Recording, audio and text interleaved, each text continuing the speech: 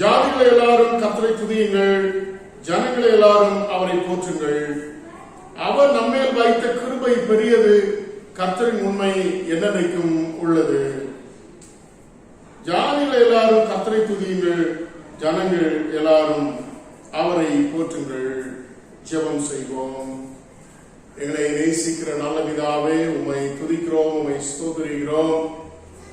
உம்முடைய கிருபையுள்ள கரத்திலே முதலாவது எங்களை தாழ்த்தி ஒப்புக் கொடுக்கிறோம். தேவரீர் எங்கள் மத்தியிலே இருக்கிறீர். இந்த நோய் தொற்று மூலமாக அது நிமித்தமாக அவர்களுடைய இல்லங்களிலே இருந்து ஆராதிக்க அமர்ந்திருக்கிற இந்த கால வேளையை கர்த்தர் எங்கள் ஒவ்வொருவருக்கும் ஆசீர்வதித்துக் கொடுக்கும்படியாக நாங்கள் ஜெபிக்கிறோம். சுவாமி, திருச்சபை விசுவாசிகள் அவர்களுடைய இல்லங்களிலே அமர்ந்து குடும்பமாய் உம்மை சேவிப்பதற்கும் தொழுவதற்கும் ஸ்தோத்தரிப்பதற்கும் ஆண்டவரே அமர்ந்திருக்கிற வேளையில மகிழ்வுள்ள பிரசன்னம் வீடுகளை ஆட்கொள்ள நாங்கள் ஜெபிக்கிறோம். சுவாமி, நம்முடைய பிரசனத்திலே அமர்ந்திருக்கிற பயத்தோடும் பக்தியோடும் நடுக்கத்தோடும் பணிந்து குனிந்து முழங்கார் படியிட்டு உம்மை ஆராதிப்பதற்கு ஆண்டு பலன் தரும்படியாக நாங்கள் ஜெபிக்கிறோம். ஆராதனையின் ஒவ்வொரு பகுதியையும் ஆண்டுடைய ஆளுகைக்கு ஒப்புக் கொடுக்கிறோம். எங்களுடைய பாவங்கள் உண்டு, குற்றங்கள் உண்டு, குறைகள் உண்டு. எல்லாவற்றையும் நீர் மன்னித்து எங்களை பரிசுத்தப்படுத்தி பரிசுத்த தெய்வத்தை பரிசுத்த அனுபவத்திலே ஆராதிக்க ஆண்டு பலன் தரும்படியாக அர்ப்பணிக்கிறோம். இயேசு கிறிஸ்துவின் நாமத்தில் ஜெபிக்கிறேன் நல்ல பிதாவே, ஆமென். நாம் யாவரும் எழுதுகின்ற தேவனுடைய நாமத்திற்காக ஆராதனையின் ஆரம்பத்திற்கு பாமாலை 124 பாடுவோம். பாமாலை 124 பாடுவோம்.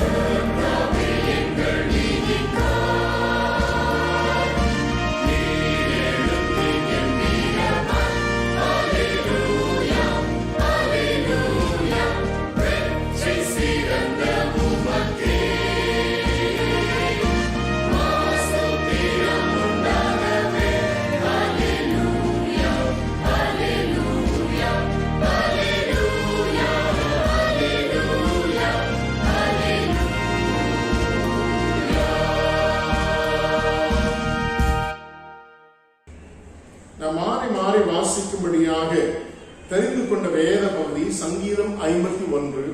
சங்கீதம் 51 நாம் மாறி மாறி வாசிப்போம். The passage taken for our responsive reading is Psalm 51:5-1. தேவனே, உமது கிருபையின்படி எனக்கு இறங்கும், உமது மிகுந்த இரக்கங்களின்படி என் மீறல்கள் நீங்க என்னை சுத்திகரியும். என் அக்கிரமம் நீங்க என்னை முற்றிலும் கழுவி என் பாவம் அதை என்னை சுத்திகரியும். என் மீறல்களை நான் அறிந்திருக்கிறேன், என் பாவம் எப்பொழுதும் எனக்கு முன்பாக இருக்கிறது. தேவரீர் ஒருவருக்கு விரோதமாக நான் பாவம் செய்து உமது கண்களுக்கு முன்பாக பொல்லாதனது நடப்பித்தேன். நீர் பேசும்போது உடைய நீதி விளங்கவும், நீர் நியாயம் தீர்க்கும் போது உடைய பரிசுத்தம் விளங்கவும் அதை அறிக்கையிடுகிறேன். இதோ நான் துர்க்குணத்தில் உருவானேன், என் தாய் என்னை பாவத்தில் கற்பந்தரித்தாள். இதோ உள்ளத்தில் உண்மை இருக்க விரும்புகிறீர், அந்த கணத்தில் ஞானத்தை எனக்கு தெரியப்படுத்துவீர். நீரை என்னை ஈஸ்வரத்தினால் சுத்திகரியும், அப்பொழுது நான் சுத்தமாவேன். என்னை கழுவியரும், அப்பொழுது நான் உறைந்த மழையிலும் வெண்மையாவேன். நான் சந்தோஷம் மகிழ்ச்சியும் கேட்கும்படி செய்யும், அப்பொழுது நீர் நொறுக்கின எலும்புகள் களிப்போகும். என் பாவங்களை பாராதபடிக்கு நீர் ஒரு முகத்தை மறைத்து என் அக்கிரமங்களை எல்லாம் நீக்கியறணும். தேவனே, சுத்த இருதயத்தை சிருஷ்டியும், நிலைவரமான ஆவியை உள்ளத்திலே திருப்பியும். உமது சமூகத்தை விட்டு என்னை தள்ளாமலும், உமது பரிசுத்த ஆவியினிடத்திலிருந்து எடுத்துக் கொள்ளாமலும் இரும். உமது ரட்சணியத்தின் சந்தோஷத்தை திரும்பவும் எனக்கு தந்து உற்சாகமான ஆவி என்னை தாங்கும்படி செய்யும். அப்பொழுது பாதகருக்கு உமது வழிகளை உபதேசிப்பேன், பாவிகள் உம்மிடத்தில் மனம் திரும்புவார்கள்.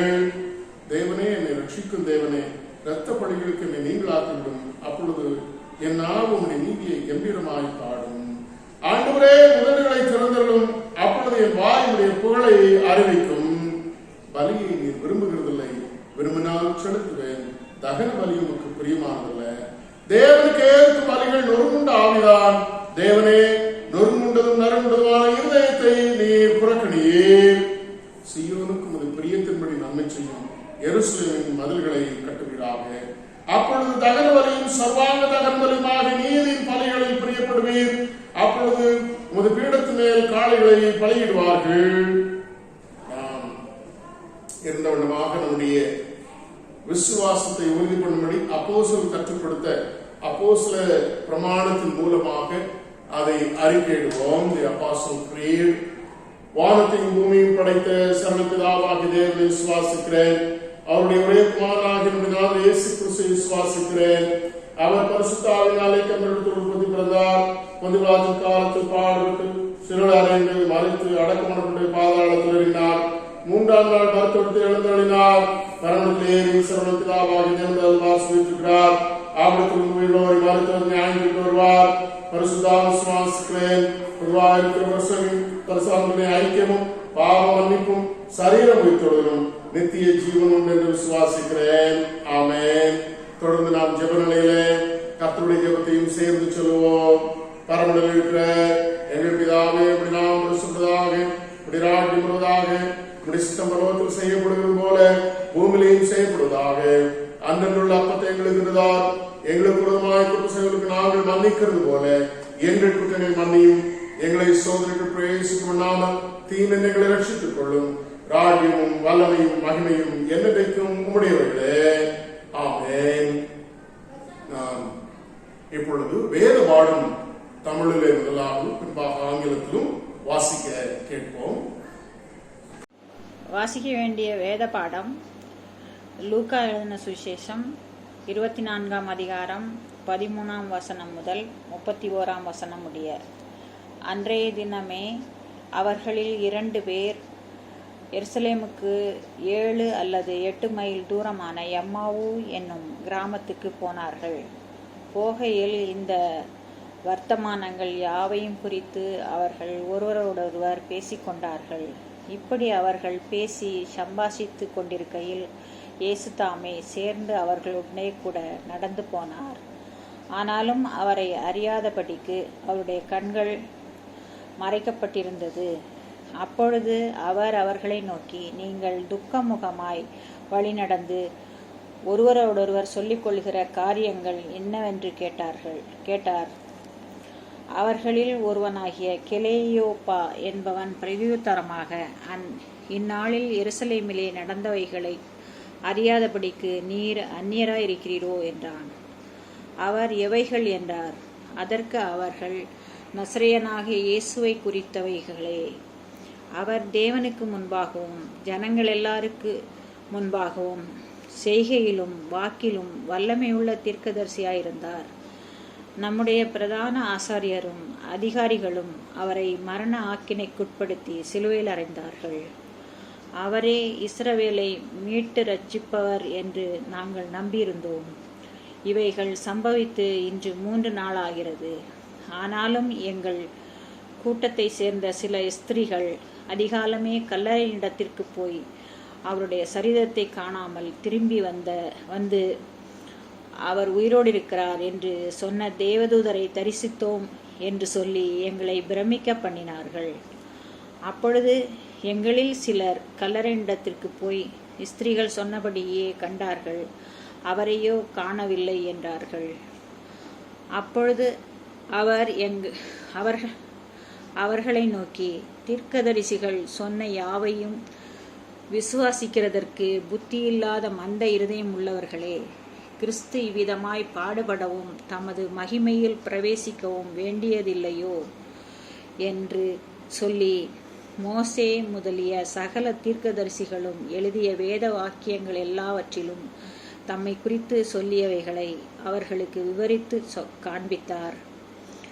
அத்தருணத்தில் தாங்கள் போகிற கிராமத்துக்கு சமீபமானார்கள். அப்பொழுது அவர் அப்புறம் போகிறவர் போல காண்பித்தார். அவர்கள் அவரை நோக்கி, நீர் எங்களுடனே தங்கியிரும், சாயங்காலம் ஆயிற்று, பொழுது போயிற்று என்று அவரை வருந்தி கேட்டுக்கொண்டார்கள். அப்பொழுது அவர் அவர்களுடனே தங்கும்படி உள்ளே போனார். அவர்களுடனே அவர் பந்தியிருக்கையில் அவர் அப்பத்தை எடுத்து ஆசீர்வதித்து அதை பிட்டு அவர்களுக்கு கொடுத்தார். அப்பொழுது அவர்களுடைய கண்கள் திறக்கப்பட்டு அவரை அறிந்தார்கள். உடனே அவர் அவர்களுக்கு மறைந்து போனார். வாசிக்க வேண்டிய வேத பாடம் வாசித்தாயிற்று. Portion for the Bible reading is taken from the book of Luke, chapter 24, verses 13 to 31. I repeat, Luke chapter 24, verses 13 to 31. Now that same day, 2 of them were going to a village called Emau, about 7 miles from Jerusalem. They were talking with each other about everything that had happened. As they talked and discussed these things with each other, Jesus himself came up and walked along with them. But they were kept from recognizing him. He asked him, "What are you discussing together as you walk along?" They stood still, their faces downcast. One of them, named Cleopas, asked him, "Are you only a visitor to Jerusalem and do not know the things that have happened there in these days?" "What things?" he asked. "About Jesus of Nazareth," they replied. "He was a prophet, powerful in word and deed before God and all the people. The chief priests and our rulers handed him over to be sentenced to death, and they crucified him, but we hoped that he was the one who was going to redeem Israel. And what is more, it is the 3rd day since all this took place. In addition, some of our women amazed us. They went to the tomb early this morning, but did not find his body. They came and told us that they had seen a vision of angels who said he was alive." Then some of our companions went to the tomb and found it just as the woman had said, but him they did not see. He said to them, "How foolish you are, and how slow of heart to believe all that he prophet have spoken. Did not the Christ have to suffer these things and then enter his glory?" And beginning the Moses and all the prophets, he explained to them what was set in all the scriptures concerning himself. As they approached the village to which they were going, Jesus acted as if he were going further, but they urged him strongly, "Stay with us, for it is nearly evening. The day is almost over." So he went to stay with them. When he was at the table with them, he took bread, gave thanks, broke it, and began to give it to them. Then their eyes were opened, and they recognized him, and he disappeared from their sight. Here ends the Bible reading. கிறிஸ்துவுக்குள் பிரியமானவர்களே, இந்த காலவெளியில நீங்கள் யாவரும் அறிந்தபடி, உங்களுக்கு அறிவிக்கப்பட்டபடி, கடந்த வாரத்திலே Mrs Ruth புஷ்பம் Charles அவர்கள் அவருடைய தகப்பனார் ஐயா 94 வயதை கடந்தவர் இந்த முதிர் வயதின் நிமித்தமாக கற்றுக்குள்ளாக நித்திரையடைந்து நீங்கள் அறிந்திருக்கிறீர்கள். ஆகவே அருமையான சகோதரியோடு கூட இருக்கக்கூடிய உடன்பிறப்புகள், இன்னும் ஐயா விட்டு சென்ற அருமையான பிள்ளைகள், பேர குழந்தைகள் யாவருக்காக நாம் ஒரு நிமிஷம் தலைகளை தாழ்த்தி மௌனமாக இருந்து இருக்கிற இடங்களில் எழுந்து நின்று அவர்களுக்காக நாம் ஜெபம் செய்வோம்.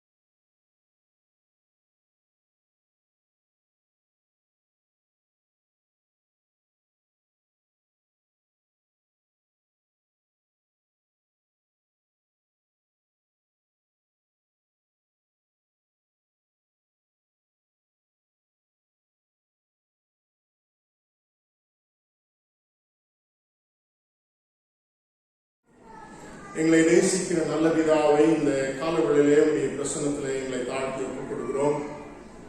குறிப்பாக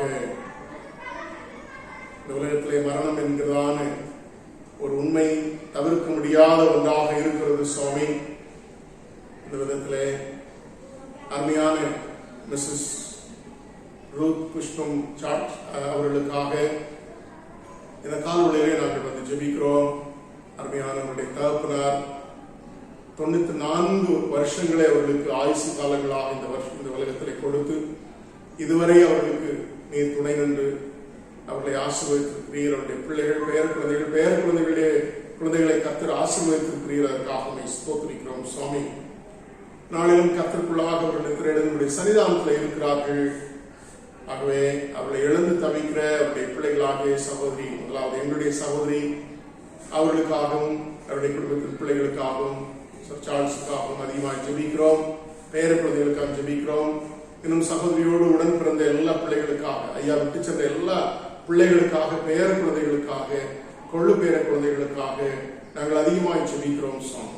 அருமையான பிள்ளைகள் ஒவ்வொருடைய மனதிலே ஒருவேளை முதிர் வயதா இருந்தாலும் அந்த மனதில் இருக்கக்கூடிய ஆழமான துக்கத்தை கர்த்தர் மாத்திரம் அறிந்திருக்கிறீர் சுவாமி. ஆகவே கர்த்தர் தாமே நம்முடைய பிள்ளைகளுக்கு இந்த சூழலை தாங்கத்தக்கதான பலன் தந்து அவர்களை காத்து உம்முடைய சமாதானத்தை உள்ளத்திலே தரும்படியாகும்.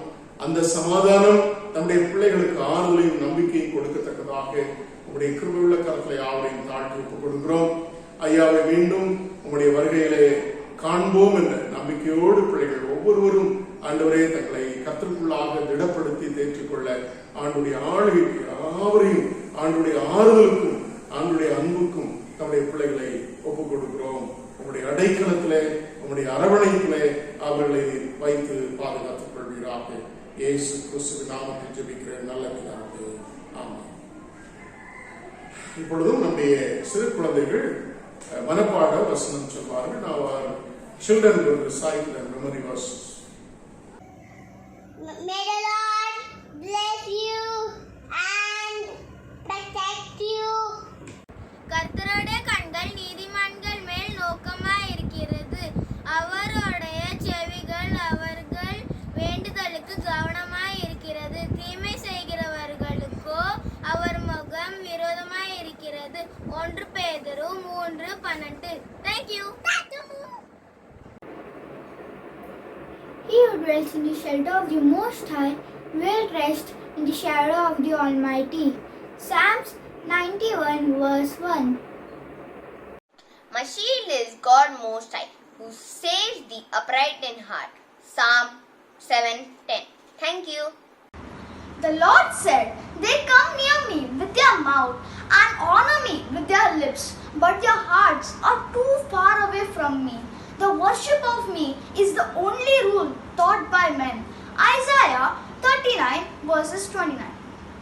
பிறந்தநாள் வாழ்த்துக்கள். இந்த வாரத்திலே தங்களுடைய பிறந்த நாட்களை காண்கிறவர்கள் 19ஆம் தேதி மிஸ்டர் இ ரத்னதாஸ் அவர்களும், அதே தேதியிலே மிஸ்டர் பி ஞானராஜ் அவர்களும் தங்களுடைய பிறந்த நாட்களை காண்கிறார்கள். 21ஆம் தேதி மிஸ்டர் ஜேம்ஸ் மைக்கேல் அவர்கள் தங்களுடைய பிறந்த நாளை காண்கிறார்கள். 22ஆம் தேதி பேபி சாரா விக்டர் தங்களுடைய பிறந்த நாளை காண்கிறார்கள். 23ஆம் தேதி மிஸ்டர் ஐ தர்மராஜ் தங்களுடைய பிறந்த நாளை காண்கிறார்கள். இந்த வாரத்திலே தங்களுடைய பிறந்த நாட்களை காண்கிற இந்த கர்த்தருடைய பிள்ளைகளை ஆண்டவராகிய இயேசு கிறிஸ்துவின் நாமத்தினாலும் திருச்சபையின் சார்பாகவும் அன்புடன் வாழ்த்துகிறேன், ஆசீர்வதிக்கிறேன். அருமையான பிள்ளைகள், ஆண்டவர் தீர்க்காயுசு இகபர நன்மைகளையும் சுகபர ஜீவனையும் தந்து கர்த்தருக்குள்ளாக பிள்ளைகளை பத்திரமாய் அவருடைய அரவணைப்புகளை வைத்து அவர்களை பாதுகாத்துக் கொள்ள ஒப்புக் கொடுக்கிறேன். அவர்களுக்காக நாம் ஜெபம் செய்கிறோம்.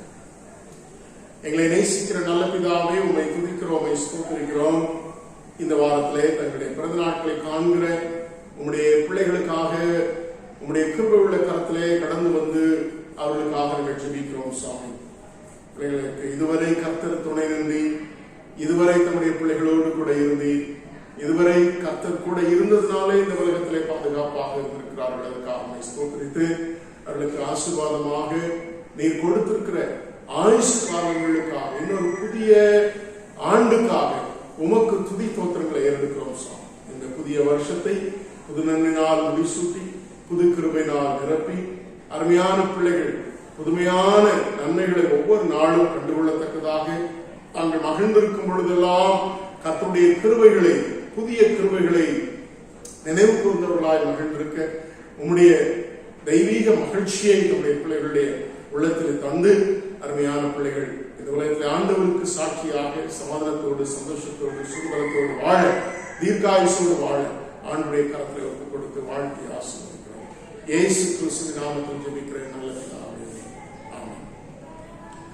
அருமையானவர்களே, இந்த பேண்டமிக் அல்லது நோய் தொற்று அதிகமாய் பரவி வருகிறது. மகாராஷ்டிராவிலே அதிகமாய் பரவி வருகிறதுனாலே நாம் ஜாக்கிரதையாக அழைக்கப்பட்டிருக்கிறோம். ஆகவேதான் ஆராதனைகள் நம்முடைய ஆலயத்தில் வைத்து நடத்தப்படவில்லை, மாறாக அது ஆன்லைன் மூலமாக நடத்தப்படுகிறது. ஆகவே நீங்கள் யாரும் சரியானபடி ஆன்லைன்ல குடும்பமாய் அமர்ந்து உங்க நேரத்துக்கு, உங்களுக்கு இஷ்டப்பட்ட நேரத்துக்கு அமர்ந்து ஆராதிக்காதபடி எப்படி ஒழுங்காய் கிரமமாய் ஆலயத்திலே சரியாக 9 மணிக்கு வந்து ஆராதிக்கிறோமோ அதே போல நீங்கள் 9 மணிக்கு குடும்பமாய் வீடுகளில் அமர்ந்திருந்து ஆன்லைன்ல ஆராதனையில அமர்ந்திருக்குமாறு கேட்டுக்கொள்கிறேன்.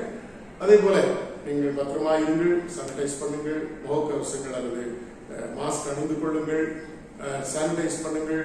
வெளியில இருந்து வீடுகளுக்கு வரும்பொழுது நன்கு கால்களையும் கைகளையும் முகத்தையும் நன்றாக சோப்பிட்டு நீங்கள் கழுவி சுத்தமாக நீங்கள் உங்களை பாதுகாத்துக் கொள்ளுமாறு கேட்டுக்கொள்கிறேன்.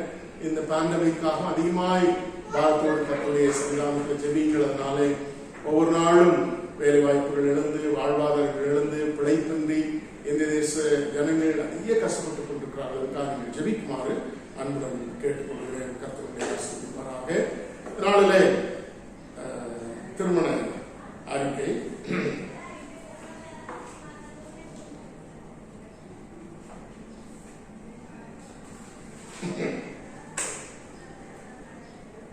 விவாக அறிக்கை. நமது திருச்சபை சார்ந்த சாந்தி நகரில் வசிக்கும் திருமதி பொன்மணி ஜெல் ஞானசிங் அவருடைய குமாரத்தி விஜிலா பிளஸிங், ஈசிஐ இந்திரா நகர் திருச்சபையை சார்ந்த தானேவில் வசிக்கும் திரு செல்வராஜ் அவர்களுடைய குமாரன் ஜான் வின்சனும் தமது விவாக சம்பந்தம் செய்து கொள்ள பெரியோர்களால் நிச்சயிக்கப்பட்டு சம்மதித்திருக்கிறார்கள். திருமணமானது திருமறைக்காவது, இயல்புக்காவது, திருச்சபையின் ஒழுங்குமுறைக்காவது, இந்திய தேச சட்டத்திற்காவது விரோதமானது என்று யாராவது நியாயமான முகாந்திரம் உண்டென்று கண்டால் உடனே அதை சபை போதகருக்கு எழுத்து மூலம் தெரிவிக்குமாறு அன்புடன் கேட்டுக்கொள்கிறேன். இது இவர்களுக்கு மூன்றாம் அறிக்கை. நமது திருச்சபை சார்ந்த ஐடிஐ ஜுனாகாவில் வசிக்கும் திரு ராஜாபால் அவருடைய குமாரன் ஆண்டனியும், மெத்தடிஸ்ட் தமிழ் சர்ச் பயங்கர் சபையை சார்ந்த மீராரோடில் வசிக்கும் திரு ஸ்டீஃபன் ஜான் அவர்களுடைய குமாரத்தி சங்கீதாவும் தம்மில் விவாக சம்பந்தம் செய்து கொள்ள பெரியவர்களால் நிச்சயிக்கப்பட்டு சமைத்திருக்கிறார்கள். இத்திருமணமானது திருமறைக்காவது, இயல்புக்காவது, திருச்சபையின் ஒழுங்குமுறைக்காவது, இந்திய தேசத்தின் சட்டத்திற்காவது விரோதமானது என்று யாராவது நியாயமான முகாந்திரம் உண்டென்று கண்டால் உடனே அதை சபை போதகருக்கு எழுத்து மூலம் தெரியப்படுத்த வேண்டும் என்று கேட்டுக்கொள்கிறேன். இது இவர்களுக்கு மூன்றாம் அறிக்கை. ஜெபம் செய்வோம். எங்களை அதிகமாக நேசிக்கிற நல்ல பிதாவே, உமக்கு துதி தோத்திரங்களை இந்த காலவெளியிலே வந்து ஏறெடுக்கிறோம் சுவாமி. பாரத்தோடும் கண்ணீரோடும் கவலையோடும் உம்முடைய பிரசனத்தில் மீண்டும் வந்திருக்கிறோம். இந்த நோய் தொற்று ஆரம்பித்து சுமார் 1.5 வருடங்களுக்கு மேலாகியும் அந்த நோய் தொற்று பரவுவது இன்னும் கட்டுப்படுத்தப்படாமல் இருக்கிற நிலைமையையும், 2வது பரவும் அலை உண்டாயிருக்கிற நிலைமையும் கண்டு ஆண்டவரை இந்திய தேசம் முழுவதுமே கலங்கி கொண்டிருக்கிறது. குறிப்பாக மகாராஷ்டிரா பிரதேசமும் அதில் இருக்கக்கூடிய பட்டணங்களாகிய புனே, மும்பை, தானே, நாக்பூர் போன்ற பட்டணங்களும் அதிகமாக இந்த நோய் தொற்றினாலே பாதிக்கப்பட்டு மருத்துவமனைகளிலே ஆண்டவரே படுக்கை வசதிகள் இன்றி, ஆக்சிஜன் வசதிகள் இன்றி, ஆண்டவரே நோயாளிகளுடைய எண்ணிக்கை அதிகமானதுனாலே அதற்குண்டான வசதிகள் இல்லாதபடி இன்றைக்கு நோயாளிகள் போராடி கொண்டிருக்கிற இந்த காலகட்டத்தில், இந்த காலவெளியிலே சன்னிதானத்தில் வந்த தெய்வ கிருபைகளுக்காக ஆண்டவரே நீர் இறங்கும்படியாய், உம்முடைய ஆண்டவரே மனதுருக்கத்தை எங்கள் மேல் வைக்கும்படியாய், நீர் மனதுருங்கி எங்களுடைய தேசத்தின் பிள்ளைகளை காக்கும்படியாய் ஆண்டவரே உங்களுடைய திருக்கரத்தில் எங்களை தாழ்த்தி கொடுக்கிறோம். ஆண்டவரே இந்த வேளையில உங்களுடைய சர்வத்துவத்தையும் நாங்கள் அறிந்திருக்கிறோம் சுவாமி. சர்வ வல்லவர், சர்வ இடங்களில் வியாபித்திருக்கிற தேவன், சர்வ ஞானம் படைத்தவர். ஆமாண்டவரே சர்வ சிருஷ்டிக்கும் எஜமான நீர் ஆண்டவரை இன்றைக்கும் இயற்கையும் அதனுடைய எல்லா விதமான அதிகாரங்களையும் கர்த்தருடைய கரத்திலே வைத்து, உங்களுடைய கட்டுப்பாட்டிலே வைத்து அதை ஆளுகிறவராக, அதை ஆண்டவரே இன்றைக்கும் அசைவாட்டுகிறவராக, அதை இன்றைக்கும் ஆண்டவரே அதை செயல்படுத்துகிறவராக ஆண்டவரே நீர் செயல்பட்டுக் கொண்டிருக்கிறீர். இயற்கையிலே செயல்படுகிறீர், எங்களுடைய வாழ்விலே செயல்படுகிறீர் சுவாமி. நீரின்றி ஒரு அணுவும் அசையாதபடி கர்த்தாவே எல்லாவற்றுடைய கண்ட்ரோலிலே வைத்திருக்கிறீர் சுவாமி. அப்படிப்பட்ட உன்னத தெய்வத்தை நாங்கள் வணங்கிக் கொண்டிருக்கிறோம். அப்படிப்பட்ட உன்னதமான உயர்ந்த சர்வ வல்லவரை நாங்கள் ஆராதித்துக் கொண்டிருக்கிற இந்த வேளையில கேளுங்கள் அப்பொழுது உங்களுக்கு கொடுக்கப்படும் என்று சொன்னவருடைய கரத்துல ஆண்டவரை குறிப்பாக இந்த காலவெளியில பாரத்தோடு வந்து இந்த நோய் தொற்று பரவுவது சீக்கிரத்திலே கட்டுப்படுத்தப்பட்டு நிறுத்தப்பட்டு ஆண்டவரே எங்களுடைய ஜனங்கள் காக்கப்பட ஒவ்வொரு நாளும் ஆண்டவரை மரண செய்திகளையும் நோய் தொற்று அதிகரிக்கிற செய்திகளையுமே நாங்கள் கேட்டுக்கொண்டிருக்கிறோம். நாங்கள் வீதிகளிலே செல்லும் பொழுதெல்லாம் ஆம்புலன்ஸுடைய சத்தத்தை கேட்கும் பொழுதெல்லாம் ஆண்டவரே எல்லாருக்கும் ஒரு விதமான பயம் ஏற்படுகிற ஒரு நிலைமையை பார்க்கிறோம் சுவாமி. அப்படிப்பட்ட ஒரு சூழல் இருக்கிறது. இதனாலே தொழில் துறைகள் முடங்கி இருக்கிறது, வியாபாரங்கள் ஆண்டவரை தளர்ந்து இருக்கிறது, பிள்ளைகளுடைய 1 வருஷ கால படிப்பு அப்படியே போய்விட்டது சுவாமி. எக்ஸாம் வைக்க முடியாத ஒரு சூழலை, பல காரியங்களை நாங்கள் பார்த்துக் கொண்டிருக்கிறோம் சுவாமி. எங்களுடைய பிள்ளைகளுக்கு சரியான கல்வி அறிவு கொடுக்க முடியாத ஒரு சூழ்நிலை, பிள்ளைகள் ஹையர் ஸ்டடீஸை தீர்மானிக்க முடியாத ஒரு சூழ்நிலை என்று சொல்லி இது போக நல்ல காரியங்கள் குடும்பங்களிலே நடத்துவதற்கு தயக்கம், இப்படி பல காரியங்கள், வேலைவாய்ப்புகள் இழப்பு, வருமான குறைச்சல், ஆகார குறைச்சல், மருத்துவ செலவுகளுக்கான ஆண்டவரே பணவீக்கம் என்று சொல்லி பல சங்கடங்களை இந்த நாட்களை அனுபவித்துக் கொண்டிருக்கிறோம். இந்த நோய் தொற்றினாலே கர்த்தர் தாமே எங்களுடைய தேசத்தை கண்ணோக்கி பார்த்து தேசத்தை காப்பீராக, தேசத்தை காப்பீராக என்று சொல்லி தேசத்திற்காக முதலாவது நோக்கி பார்த்து ஜெபிக்கிறோம் சுவாமி. சீக்கிரத்துல இந்த பேரழிவில் இருந்து ஆண்டவரே எங்கள் தேசத்தை நீர் காப்பீராக, இந்த பேரழிவில் இருந்து தேசத்தை காக்கும்படியாக நாங்கள் ஜெபிக்கிறோம். நாளிலே அருமையான இங்கே ஊழியம் செய்த அருமையான ஜஸ்டின் ஐயாவுக்காக நாங்கள் அதிகமாக ஜெபிக்கிறோம். மருத்துவமனையில இதற்கு சிகிச்சை எடுத்துக் கொண்டிருக்கிற வேளையில அவருடைய படுக்கையின் பக்கமாய் கர்த்தர் கடந்து சென்று அவர்களுக்கு பரிபூர்ணமான சுகத்தை கர்த்தர் கொடுக்கும்படியாக நாங்கள் ஜெபிக்கிறோம். அவர்களை போல நோய் தொற்றுனாலே பாதிக்கப்பட்டிருக்கிற, நாங்கள் அறியாது இருக்கிற எல்லாருக்காக ஜெபிக்கிறோம். கடந்த நாட்களில் அநேகருக்கு கர்த்தர் சுகம் தந்திருக்கிறீர்கள். அதற்காக ஸ்தோத்திரிக்கிறோம். இன்னும் எங்களுக்கு அருகாமையில, எங்களுடைய வீடுகளுக்கு அருகாமையில, எங்களுடைய வீதிகளில இருக்கக்கூடிய பிள்ளைகள் எல்லாருக்காக ஜெபிக்கிறோம். நோய் தொற்றுனாலே மருத்துவமனையில ஐசியில் இருக்கக்கூடிய பிள்ளைகள் உண்டு, மருந்து மாத்திரைகளை எடுத்துக்கொண்டிருக்கிற பிள்ளைகள் உண்டு.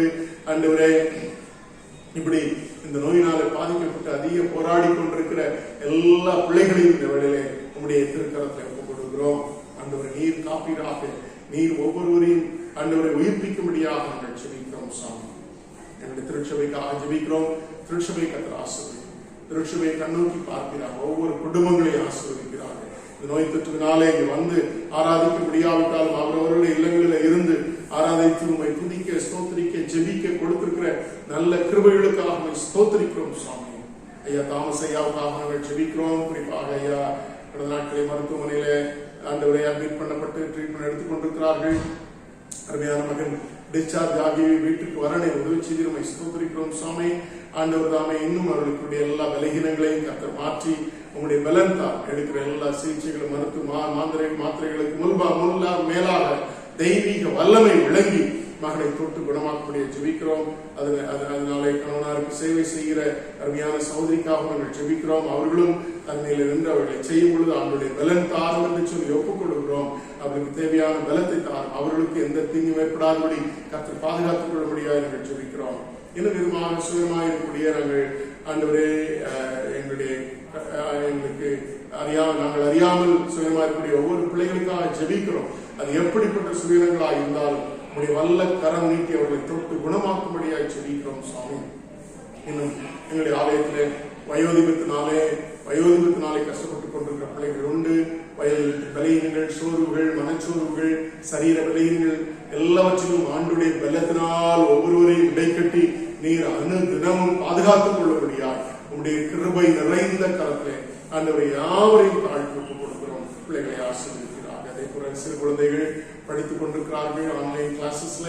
ஆண்டவர் தாமே அவர்களுக்கு நல்ல ஞானம் தான். ஆன்லைன்ல படிப்பதற்கு நல்ல ஞானம் தான். அவர்கள் அது கஷ்டமான ஒரு காரியம், ஆனாலும் கர்த்தர் படிக்க நல்ல ஞானம் தான். போர்டு எக்ஸாமுக்காக படித்துக் கொண்டிருக்கிற ஒவ்வொரு பிள்ளைகளுக்காக, ஷெரினுக்காக, செபஸ்டினுக்காக, குளோரியாவுக்காக, சியானுக்காக ஸ்தோத்திரிக்கிறோம். இன்னும் ஃபைனல் செமஸ்டர் எழுதுகிற அருமையான கவிதாவுக்காக, மர்சிக்காக, ஸ்டீவுக்காக ஜெபிக்கிறோம். பிள்ளைகளை கடவுள் ஆசீர்வதியும். அவர்களும் தங்களை இதற்கென்று ப்ராஜெக்ட் மற்ற காரியங்களில் ப்ரிப்பேர் பண்ணி கொண்டிருக்கும் பொழுது தேவையான ஞானம் தந்து அவர்கள் நல்ல முறையிலே தங்களுடைய எக்ஸாம் எழுதுவதற்குண்டான வழிவாசலை கற்றுத் தந்து ஜெபிக்கிறோம். பிள்ளைகளும் கமிட்மெண்டோடு படிக்க உதவி செய்கிறார். படிக்க தக்க ஞானத்தையும், ஞாபக சக்தியும், புத்தி கூர்மையும், புரிந்து கொள்ளுகிற சக்தி நீர் அதிகமாக இந்த பிள்ளைகளுக்கு கொடுக்கக்கூடிய ஜெபிக்கிறோம்.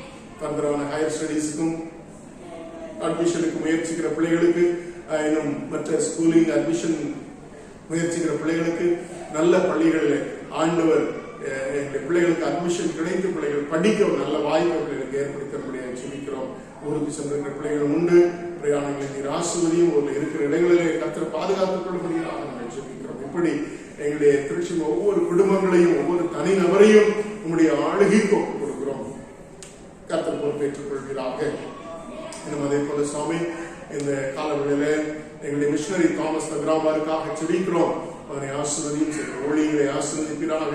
அவர்களுக்கு தேவையான பாதுகாப்பை தந்து ஆண்டுடைய சுவிசேஷத்தை வைராக்கியமாகவும் தீவிரமாக அறிவிக்க ஆண்டவரே அவர்கள் வாயிலிருந்து புறப்படுகிற ஒவ்வொரு சுவிசேஷ வசனங்களும் 30, 60, 100 பலன் தந்து பெரிய ஆத்ம அருளை பெற்றுக்கொள்ள மகனை வலிமையாக எடுத்து பயன்படுத்துகிறாக.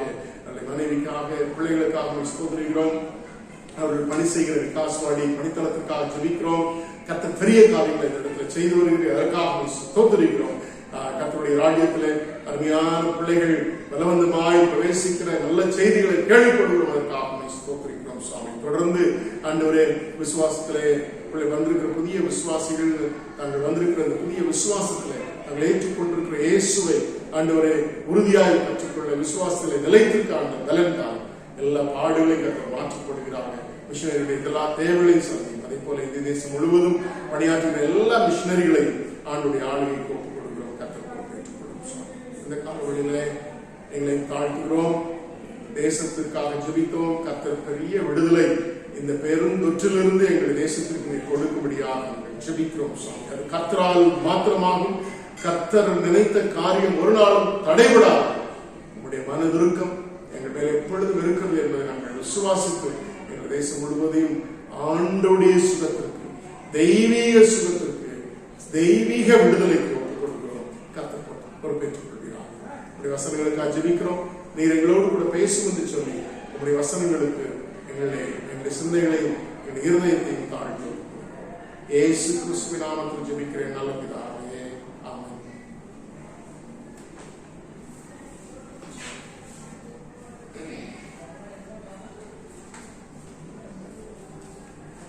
கிறிஸ்துவுக்குள் பிரியமானவர்களே, ஆண்டவராகிய இயேசு கிறிஸ்துவின் நாமத்தினாலே உங்கள் யாவருக்கும் என்னுடைய அன்பான வாழ்த்தையும் வணக்கத்தையும் தெரிவித்துக் கொள்கிறேன். உயிர்த்தெழுந்த பண்டிகையினுடைய 2வது பண்டிகை கொண்டாடி 2வது வாரத்தில் 2வது ஞாயிற்றுக்கிழமையிலே நாம் ஆன்லைனிலே ஆண்டவரை ஆராதித்துக் கொண்டிருக்கிறோம். குடும்பங்களாக இருக்கிற இடங்களிலே கர்த்தர் ஒவ்வொருவரையும் இதுவரை விசேஷித்த விதமாக கண்ணிமணியை போல பாதுகாத்தது போல இன்னமும் அவர் பாதுகாக்க வல்லவராக இருக்கிறார். அதே சமயத்தில் நீங்களும் அவர்களுடைய இல்லங்களிலே பத்திரமாய் நீங்கள் உங்களை காத்துக்கொள்ளும்படியாக பப்ளிக்லே அத்தியாவசிய தேவைகளுக்காக கடந்து வரும் பொழுது நீங்கள் உங்களை பத்திரமாய் பாதுகாத்துக் கொள்ளும்படியாக உங்களை அன்புடன் கேட்டுக்கொள்கிறேன். இந்த நல்ல நாளிலும் தொடர்ச்சியாக கர்த்தர் இந்த உபவாச நாட்களிலும் சரி, இந்த பண்டிகை காலங்களிலும் சரி, நம்மோடு கூட பேசி வருகிற அருமையான சத்தியம் உங்களுக்கு தெரியும். அந்த சத்தியத்தினுடைய தொடர்ச்சியாக இந்த நாளிலே ஒரு சில காரியங்களை உங்களோடு கூட நான் பகிர்ந்தளிக்க விரும்புகிறேன். It is a serial sermon, as you all know that the Lord has been Lord has been good to us to give a message that is so relevant during the Lenten days as well as during the festival days. And God was very clear in this message about knowing the Lord, knowing our Father God. இந்த அருமையான காலவெளியில் அதற்கு ஆதாரமாக நாம் தெரிந்து கொண்ட அருமையான வசனத்தை வாசித்து பின்பாக செய்திக்குள்ளாக நான் கடந்து செல்ல ஆசைக்கிறேன். முதலாவது தமிழை வாசிக்கிறேன். ஒன்றான மெய்தேவமாக உம்மையும் நீர் அனுப்பினவராக இயேசு கிறிஸ்துவையும் அறிவதே நித்திய ஜீவன். அவரை இயேசு கிறிஸ்துவின் மூலமாக ஒன்றான மெய்தேவமாக அவரை அறிவது நித்திய ஜீவன் என்று சொல்லி இயேசுவானவர் இந்த உலகத்தில் இருக்கும் பொழுது சொன்ன சத்தியத்தின் அடிப்படையிலே செய்தியை நாம் கேட்டுக்கொண்டிருக்கிறோம். ஆங்கிலத்தில் வாசிக்கிறேன். Now this is eternal life, that they know you, the only true God, and Jesus Christ, whom you have sent. So this is eternal life, that they know you. They know you, the only true God, and Jesus Christ, whom you have sent. அப்போ இயேசுவை அறியும் பொழுது, இயேசு கிறிஸ்துவை நாம் அறிந்து கொண்டால் ஒன்றான மெய்தேவமாகிய அவரை பிதாவையும் நாம் அறிந்து கொள்கிறோம். நம்முடைய குறைந்த அறிவின் மூலமாக இவ்வளவு பெரிய, it is very difficult to understand such a huge God who is beyond our understanding. But even then, God Almighty made it easy for us to understand Him through Jesus Christ, whom He has sent.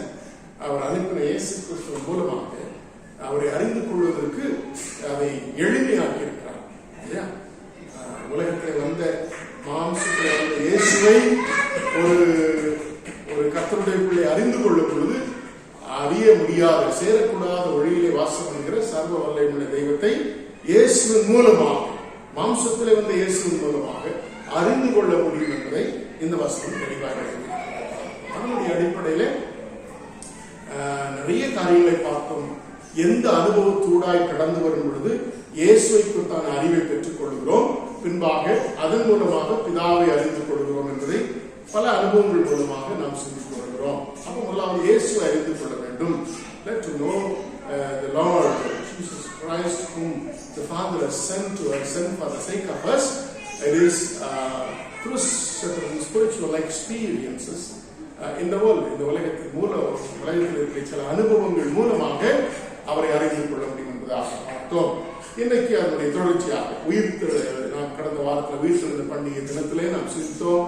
அவருடைய உயிர்த்தெழுதல் 1 கொரிந்தியர் 3 அதிகாரம் 10-11 வசனங்களின் அடிப்படையிலும் பின்பு அந்த சாப்டருடைய எல்லா பகுதிகளையும் நீங்கள் வாசித்து பார்க்கும் பொழுது கிறிஸ்துவோடு கூட உயிரோடு கூட எழுந்திருப்பதற்கு தகுதியாகபடி எல்லாவற்றையும் குப்பையாக நஷ்டமாக எழுதுகிறேன் என்று சொல்லி பவுல் சொல்கிறார்.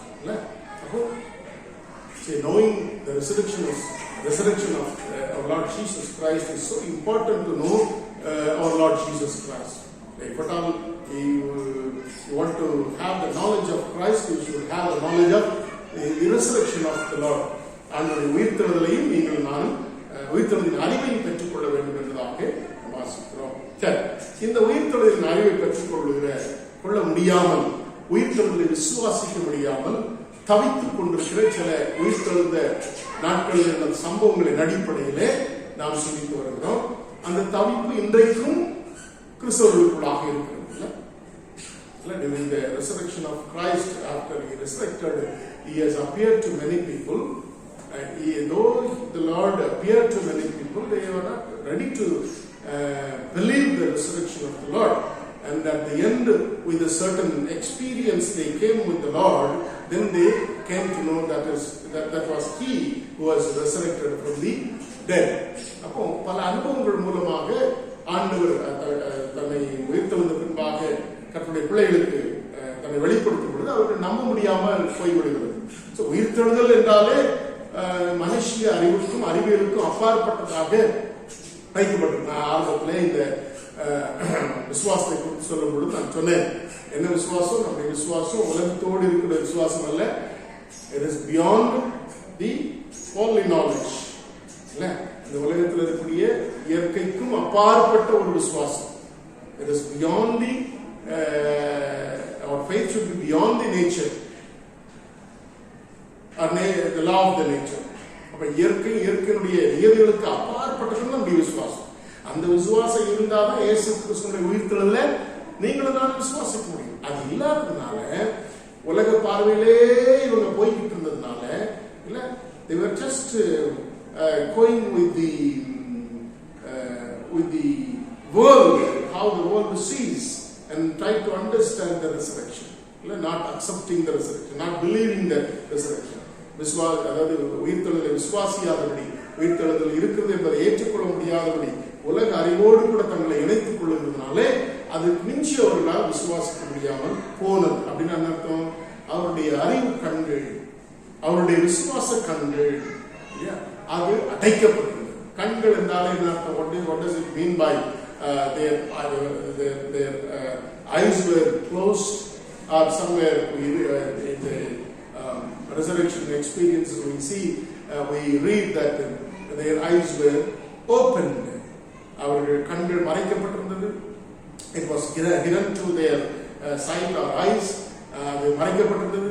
And then when they came with some certain experience with the Lord, their eyes were opened என்று சொல்லி வாசிக்கிறோம். ஒரு சில அனுபவங்களுடாய் அவர்கள் கடந்து வந்த பின்பாக அவர்கள் கண்கள் திறக்கப்பட்டது. அதுவரை உயிர்த்தெழுந்தவரை தரிசிக்க முடியாதவரை அவர்கள் கண்கள் மூடப்பட்டிருந்ததாக. என்ன அர்த்தம்? அவர்களால் அறிந்து கொள்ள முடியவில்லை, அவர்களால் விசுவாசிக்க முடியவில்லை. The eyes of faith, they were not able to understand. Their eyes of faith and their eyes of understanding were closed due to the worldly faith.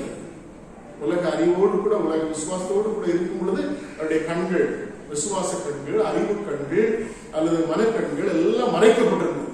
So அப்போ அந்த அனுபவங்கள் கூட, ஒரு சில அனுபவங்களோடு கூட கடந்து வரும் பொழுது அவரை அறிந்து கொண்டார்கள் என்று சொல்லி நம்ம அதுல ஒரு பகுதியை இன்றைக்கு நாம் வாசிக்க கேட்டோம். லூக்கா 24 அதிகாரத்தை என்னோடு கூட திருப்பி வைத்துக் கொள்ளுங்கள். Turn with me Luke chapter 24, where two disciples, they were on the way to Emmaus.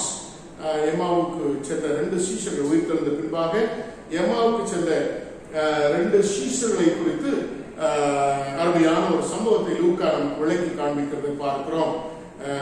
They were on the way to Emmaus. When they were on the way to Emmaus, our Lord Jesus Christ, after the resurrection, He accompanied them on the way. அவர்களோடு கூட அவர்கள் இணைந்து கொள்கிறார். சீஷர்களோடு கூட இணைந்து கொண்டு அவர்கள் நடந்த சம்பவங்கள் எல்லாம் உங்களுக்கு தெரியும். அதில் நான் அதிக நேரம் செலவழிக்க விரும்பவில்லை. As they were heading towards Emmaus, their face were filled with sorrow. அவர்களுடைய முகமான துக்கத்தினால் நிறைந்ததை இயேசுவானவர் கண்டார். அப்பொழுதுதான் கேட்கிறார், ஏன் துக்கமாய் நீங்கள்? அப்போ அவர்கள் கொஞ்ச நாளைக்கு 3 நாளைக்கு முன்பாக எருசலேமில் நடந்த காரியங்களை குறித்து அறியாத அந்நியராய் இருக்கிறீரோ அப்படின்னு சொல்லிட்டு அருமையான இயேசுவை பார்த்து என்ன செய்கிறார்கள்? அவர்கள் கேள்வி கேட்டு அவரோடு கூட பல சம்பாஷணைகளை செய்து கொண்டிருக்கிறதை பார்க்கிறோம். அதுல ஒரு வசனத்தை வாசிக்கிறேன், கவனிங்கள். 15ஆம் அதிகாரம். இப்படி அவர்கள் பேசி சம்பாஷித்துக் கொண்டிருக்கிறீர்களே, இயேசுதாமே அவர்களுடைய சேர்ந்து கூட நடந்து போனார். ஆனாலும் அவரை அறியாதபடிக்கு அவர்களுடைய கண்கள் மறைக்கப்பட்டிருந்தது என்று சொல்லி நாம் வாசிக்கிறோம்.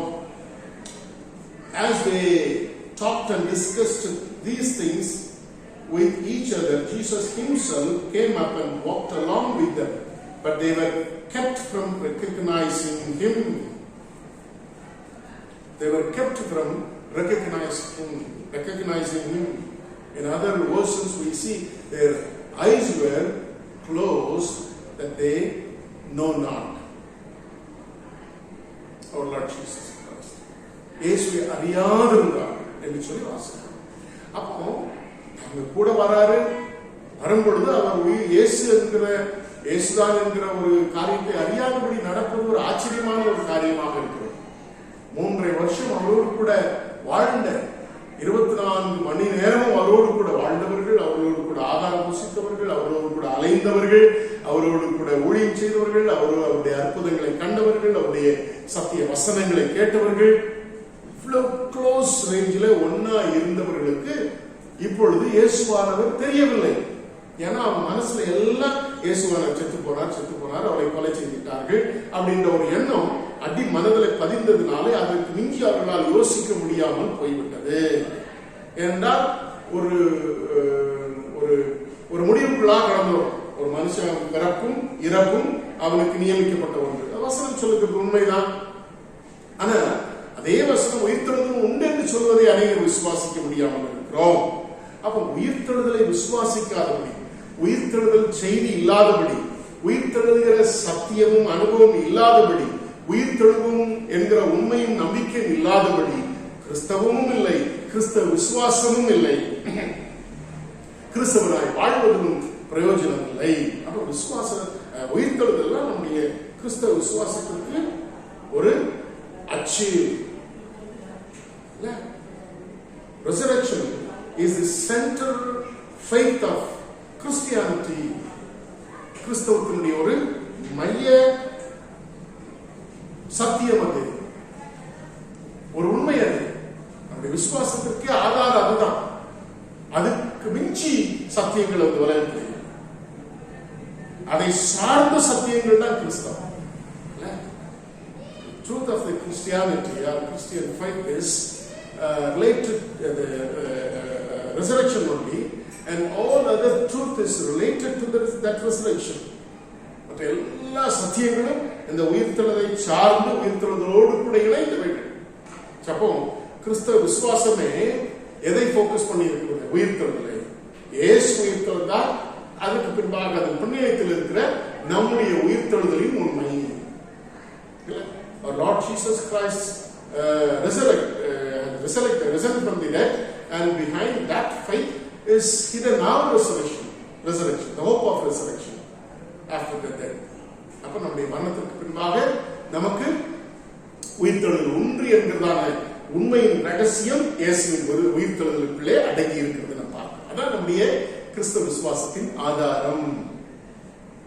அது இல்லைன்னா அவருடைய சொல்கிறார், உயிர்த்தெழுதல் என்றால் நம்முடைய விசுவாசமும் வீண் என்று சொல்கிறார். If there is no resurrection, if Christ is not risen from the dead, our faith is in vain. நம்ம நம்பி இருப்பது வீணாகும் என்று சொல்கிறார். உயிர்த்தெழுதல் நம்முடைய இந்த உயிர்த்தெழுந்த இயேசுவை இந்த எம்மாவுக்கு சென்ற சீசர்கள் அறியாமல் போவதற்கு காரணம் என்ன அப்படின்னு சொல்லி பார்த்தீங்கன்னா, அவங்களுடைய விசுவாசத்தின் அளவுகோல் அவருடைய டிஸ்கஷன்ல என்ன செய்கிறது தெரியும். இயேசுவோடு கூட பல காரியங்களை டிஸ்கஸ் பண்ணிட்டு போறாங்க, சம்பாஷித்துக் கொண்டு செல்கிறார்கள். அப்பொழுது அவருடைய விசுவாசம் எப்படிப்பட்டதா இருந்தது என்கிறத அருமையா என்ன செய்கிறார் இங்கே லூக்கா விலைக்கு காண்பிக்கிறது நான் பார்க்கிறோம். அதை நான் ரொம்ப ஒன்றும் பட்டியலிட விரும்பவில்லை. ஒரு சில காரியங்களை மாத்திரம் உங்களுக்கு நான் கற்றுக் கொடுத்துவிட்டு நடந்து சொல்ல ஆசைப்பட்டேன். பிரியமானவர்களே, அருமையான சீஷர்கள், அந்த எமாவுக்கு சென்ற 2 சீஷர்களோடு கூட இயேசுவார் நடந்து போகும்பொழுது அவர்கள் பேசிக்கொண்ட காரியங்கள் மூலமாக அவருடைய விசுவாசத்தின் அளவுகோலை நாம் அறிந்து கொள்வோம். எந்த அளவுக்கு அவர் விசுவாசிகள் we can understand through the discussion they had with the Lord on the way to Emmaus about the faith they had. We could measure their faith, how far their faith were on Jesus Christ and the knowledge of Jesus Christ. இந்த காலவெளியில அன்று உங்களுக்கும் எனக்கும் கொடுக்கிற செய்தி என்னன்னு சொல்லி பார்த்தீங்கன்னா, நமக்கு ஒரு முழுமையான விசுவாசம், இயேசுவை குறித்ததான முழுமையான விசுவாசம் நமக்குள்ளாக இருக்கிறதா இல்லையா என்பதை ஆராய்ந்து பார்ப்பதற்கு இந்த அருமையான எம்மாவுக்கு சென்ற சீஷர்களோடு கூட நடந்த சம்பாஷணை நமக்கு உதவியா இருக்கும் என்பதை நான் நினைக்கிறேன். Through the discussion of the disciples who went to Emmaus on the road to Emmaus, we could understand, we can measure our faith, how far the faith and the knowledge about Jesus Christ, how far we have known our Lord Jesus Christ. நம்ம எந்த அளவுக்கு அவரை அறிந்திருக்கிறோம் நம்முடைய விசுவாசத்தின் மூலமாக என்பதை நாம் புரிந்து கொள்கிறோம். சரி, இயேசுவை குறித்து அறிந்த அறிவை குறித்து ஒரு சில காரியங்கள் வசனம் 18 வாசிக்கிறோம். அவர்களில் ஒருவனாகி கிலோயப்பா என்பவன் இந்நாட்களில் எருசலேமில் நடந்தவர்களை அறியாதபடிக்கு நீர் அந்நியரோ. இன்னைக்கு பல கர்த்தருடைய பிள்ளைகள் சொல்லுகிற விசுவாசிகள் என்று சொல்லுகிற கிறிஸ்தவர்களுக்கு இயேசுவானவர் அந்நியராகவே தோற்றமளிக்கிறார். We have alienated our Lord Jesus Christ from us. நமக்கு என்ன செய்திருக்கிறோம்? நம்மை விட்டு அவரை அந்நியப்படுத்தி வைத்திருக்கிறோம். அவர் நம்மளை என்ன செய்யல? ஒதுக்கி வைக்கல. அவர் நம்ம என்ன செய்யல? தள்ளிவிடல, அந்நியப்படுத்தல. ஆனா நீங்களும் நானும் நிறைய நேரங்களில் பல காரணங்களினாலே அவரை அந்நியப்படுத்திருக்கிறோம். அதுல ஒரு காரணம் பாவம் செய்வதுனால. நாம் பாவம் செய்வதற்கென்றே இயேசுவானவரை அந்நியப்படுத்தி என்ன செய்திருக்கிறோம், வச்சிருக்கிறோம் நம்முடைய விசுவாச வாழ்க்கையில். அதனால இயேசுனுடைய உயிர்த்தெழுதலை அறிய முடியவில்லை, அதன் மூலமாக அவரை அறிய முடியவில்லை, அவரை அறிய முடியாத பிதாவானவரை அறிய முடியவில்லை, பிதாவானவரை அறிய முடியாதனாலே நமக்கு நித்திய ஜீவன் இல்லை. Only when we commit to sin, or we often fall in sin, that is why we have alienated our Lord from us. Right? We have kept aside our Lord from us to a distance, so that we may enjoy committing sin. We may enjoy the lust of sin. பாவத்தினுடைய அந்த பாவத்தை ருசிப்பதற்கென்று என்ன செய்யறோம்? ஆண்டவரை தூரப்படுத்தி வச்சிருக்கிறோம், அவரை அடி தூக்கி தூர வச்சிருக்கிறோம், அந்நியப்படுத்தி வச்சிருக்கிறோம். சரி, இவங்க எதுக்கு வச்சாங்க நமக்கு தெரியாது. ஆனா நம்முடைய வாழ்க்கையில அநேக வழிகளில் ஆண்டவரை நம்ம விட்டு அந்நியப்படுத்துறோம். நம்ம தேவைகளுக்காக மாத்திரம் ஆலயத்துக்கு வருகிறோம், ஜெபிக்கிறோம், கிறிஸ்தவர்களா எல்லாவற்றையும் செய்கிறோம். ஆனால் தேவனை எந்த அளவுக்கு நாம் நெருக்கமாய் பெற்றுக் கொண்டிருக்கிறோம் என்பதை சிந்திக்க வேண்டும். முதலாவது அவர் என்ன செய்திருக்கிறார்? அந்நியரா யோசிக்கிறார். அடுத்ததாக அவரை தீர்க்கதரிசி லெவல்ல தான் வச்சிருக்கிறார். அவர் வார்த்தையிலும் செய்கையிலும் வல்லவராய் இருந்தார். எப்படி தீர்க்கதரிசியா இருந்தார்? வல்லவருள்ள தீர்க்கதரிசியா இருந்தார். They have kept our Lord Jesus Christ to a level of prophet only. ஆமா, in his speech and in his miraculous activities, he was so powerful prophet, because they have got the knowledge of the power of the prophets, the miracles performed by prophets. That much only they had the knowledge about Jesus Christ as if he was one of the prophets in the Israelites. இஸ்ரவேலுக்குள்ளாக இருந்த ஒரு தீர்க்கதரிசியாக மாத்திரம்தான். ஆனா எலியாவுக்கு மேல அவரை வச்சு எலியாவோடு கூட ஒப்பிடாவிட்டாலும் அவர் வல்லவராகவும் செய்கையிலே வார்த்தையிலும் செய்கையிலும் வல்லவராக மட்டும் இருந்தார் அப்படிங்கிற ஒரு முற்றுப்புள்ளி வச்சிருக்காங்க. அதுக்கு மேல அவங்களால யோசிக்க முடியாதனால என்ன செய்யறது, அவருடைய உயிர்த்தெழுதலை விசுவாசிக்க முடியல. உயிர்த்தெழுதல் இயேசுகிட்ட தான் பேசிட்டு போறாங்க, ஆனா அவரை அறிய முடியாதபடி அந்நியப்பட்டிருந்தார்கள் என்று சொல்லி வாசிக்கிறோம். அப்போ இயேசுவை அந்நியப்படுத்தி வச்சிருந்தாங்க. அப்புறம் அவர் ஒரு தீர்க்கதரிசியா மாத்திரம் அவங்க அறிந்திருந்தாங்க. அடுத்ததாக மூன்றாவதாக அவரே இஸ்ரவேலை மீட்டு ரட்சிப்பவர் என்று நாங்கள் நம்பி இருந்தோம் அப்படின்னு சொல்றாங்க. நம்பி இருந்தோம் சொல்றாங்க. மூன்றாவது அவங்க என்ன சொல்றாங்க, இவர்தான் எங்களுக்கு மேசியாவா இருந்து எங்களை ரட்சிப்பா. தீர்க்கதரிசிகள் சொன்ன மேசியா இவர்தான் என்று சொல்லி நம்ப முடியாத அளவுக்கு இயேசுவின் மரணம் என்கிறதான ஒரு இயல்பு என்ன செய்கிறது, அவருடைய கண்களை மறைத்து போட்டு விட்டது. அதுக்கப்புறம் சொல்றாங்க, இது நடந்து 3 நாள் ஆச்சே. பின்னால ஏசாமி சொல்றாரு, அதனாலதான் புத்தி இல்லாத மந்த இருதயம் உள்ளவர்களே அப்படின்னு சொல்றாரு. ஏன் 3 நாளைக்கு அப்புறம் என்ன நடக்கும் ஏசாமி ஏற்கனவே சொல்லியிருந்தார, அந்த அறிவு ஏன் அவங்களுக்கு வரல? That is why God, our Lord Jesus Christ, called them fools. Called them fools. Why? Because they believed that he was the disciple, he was the great prophet, powerful prophet in Israel, and our elders and our church scribes, they have crucified him, and they even reminded Jesus, it is 3rd day. This had happened before 3 days. That means they could not remember what will happen after 3 days of the death of Christ. And it is prophesied, it has been prophesied, it has been told by the Lord when the Lord was with the disciples in this world, and he was often reminding and keep on reminding them about his suffering, death and resurrection and so on. But they could not realize and remember whatever the Lord has said earlier. That is why God calls them fools. நமக்கு நினைவுக்கு வருவதில்லை நம்முடைய விசுவாச வாழ்க்கையில.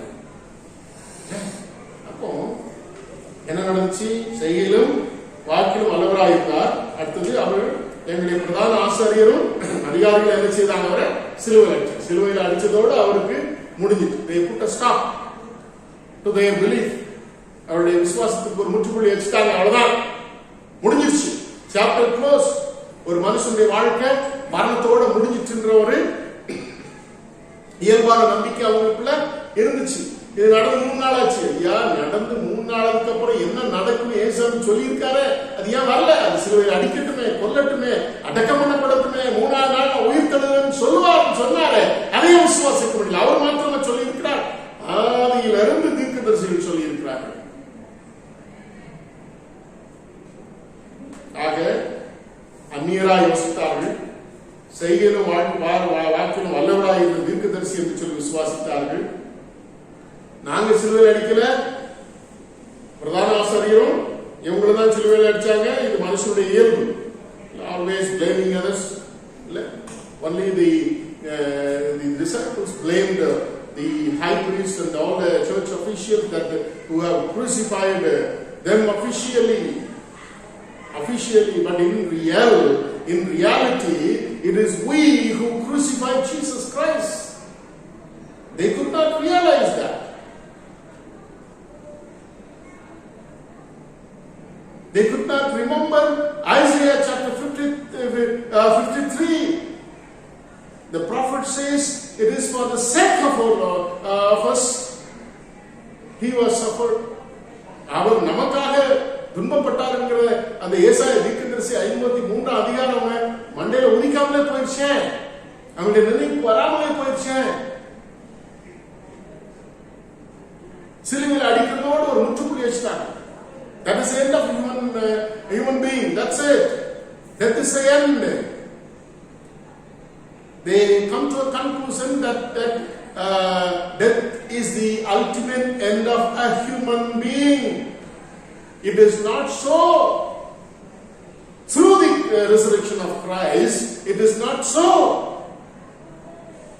That is not the end of a human being. There is next stage. That is resurrection. Then living with the Lord. There are many stages after our death. அதுக்கப்புறம் நிறைய காரியங்கள் இருக்கிறது மனித வாழ்க்கையில. உயிர்த்தெழுதல் இருக்கிறது, இயேசு வரை இருக்கிறது, உயிர்த்தெழுதல் இருக்கிறது. எது முன்னுமென்று சொல்லி ஒவ்வொரு தனிப்பட்ட மனிதனுக்கு தெரியாது. நம்முடைய மரணம் முந்தலாம் அல்லது இயேசுவின் வருகை முந்தலாம். ஏதோ ஒன்று நடக்க போகுது இல்லையா? மனுஷனுடைய மரணம் மாத்திரம் முடிவு அல்ல. அதுக்கு அப்புறம் உயிர்த்தெழுதல் இருக்கிறது. உயிர்த்தெழுதலுக்கு பின்பாக ஆண்டவரோடு கூட ஆட்சி செய்கிற அனுபவம் இருக்கிறது. அதுக்கு பின்பாக நியாயத்தீர்ப்பு இருக்கிறது. அதுக்கு பின்பாக புதிய வானம் புதிய பூமி நமக்காக படைக்கப்பட்டிருக்கிறது, படைக்கப்பட்டுக் கொண்டிருக்கிறது. நிச்சயமாக கர்த்தரோடு வாழும் என்று சொல்லி இருக்கிறது. தெசலோனிக்கேல பவுலுடைய சொல்லி இருக்கிறதை பார்க்கிறோம். There is resurrection, and after we are going to rule the entire world with our Lord Jesus Christ for 1,000 years. Then there is judgment, and there is new world and new heaven will be created, and then then we are going to live with our Lord for eternity.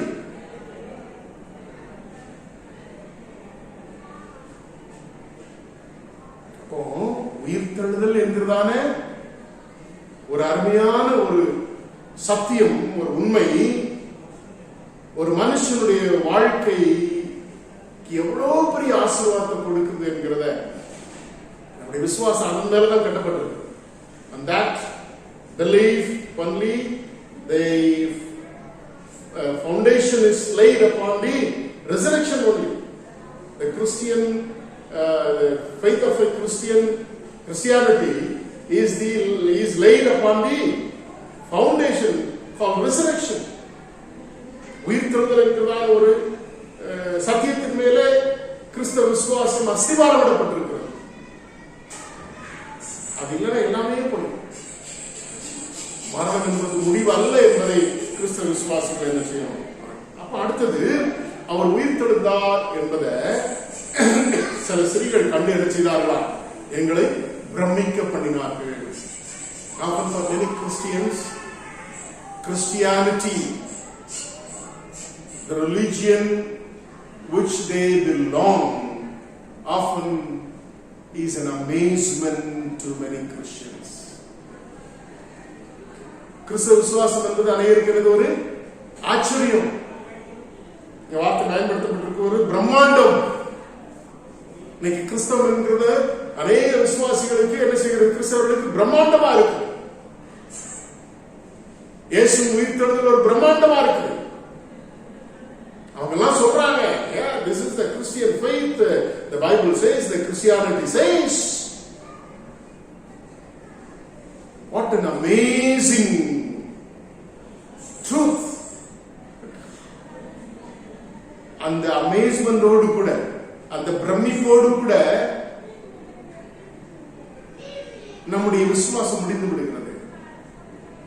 அவங்க பிரமிக்க பண்ணாங்க அந்த செய்தியின் நிமித்தமாக. நீங்க விசுவாசிக்கிறீங்களா இல்லையா? அது நடக்கலையே அந்த சீஷர்களுக்கு. ரைட்? இப்படி அதுக்கு அடுத்த வசனத்தில் வாசிக்கும் பொழுது 24 வசனத்துல, எங்களிலே சிலர் கல்லறைக்கு போய் ஸ்திரீகள் சொன்னபடியே கண்டார்கள், அவரையோ காணவில்லை. ஏற்கனவே கடந்த வாரத்தில் சொன்னது போல, they were looking for the dead body of Christ only, and they were looking for the body of Christ in the tomb. What happened? It was not found there. அவருடைய சரீரம் அங்கு இல்லை. அதனால அவர் உயிர்த்தெழுந்தார் என்கிற நம்பிக்கை அவங்களுக்கு வரல. சரீரம் காணவில்லை என்கிற நம்பிக்கை தான் வந்துச்சு இல்லையா? அதெல்லாம் நம்பிக்கை. அவர் உயிர்த்தெழுந்தார் என்ற நம்பிக்கை அவங்களுக்கு வராமலே கடைசி வர போனது நம்ம பார்க்கிறோம். சரியா? இதுதான் இந்த அருமையான விசுவாசிகளுடைய, இந்த 2 சீஷர்களுடைய விசுவாசத்தின் அளவுகோல். இவ்வளவுதான் உங்களுக்கு இயேசுவை குறித்தான அறிவு. உயிர்த்தெழுதலின் அறிவு உங்களுக்கு கடைசி வரை என்ன செய்யல. இயேசுவான பின்பாக even our Lord reminded them about the scripture, how foolish you are and how slow to believe all that the prophet has spoken. Did not the Messiah have to suffer these things and then enter into glory? And beginning with Moses to all the prophets, he explained to them what was said in all the scriptures concerning himself. தன்னை குறித்து மோசேயுடைய ஆகமங்கள் முதல் தீர்க்கதரிசிகள் வரை அவ்வளவு காரியங்களையும் சொன்னது அவ்வளத்தையும் ஒரு பெரிய பைபிள் ஸ்டடியை ஆண்டவர் நடத்தி முடிச்சிட்டார் இந்த சீசர்கள். அதுக்கப்புறமும் அவர்களுக்கு விசுவாசம் வரல. அதுக்கப்புறம் விசுவாசம் வரல.